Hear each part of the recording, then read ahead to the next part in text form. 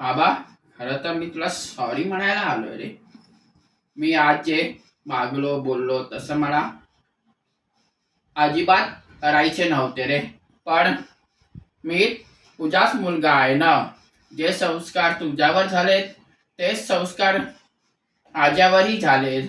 पण आज तू मला ही गोष्ट करायला हाक पाडलं.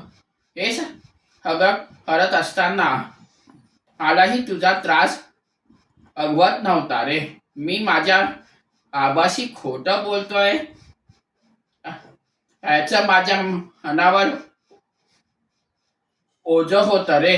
पण हत्या समोर आणल्याशिवाय माझ्याकडे पर्यायच नव्हता.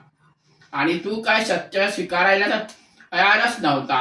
आणि मला समजत नव्हतं जो माझ्या समोर उभा आहे तो माझा खरा बाबा आहे का जो माझ्या मागे तो मला अजून कळलाच नाहीये. सॉरी बाबा.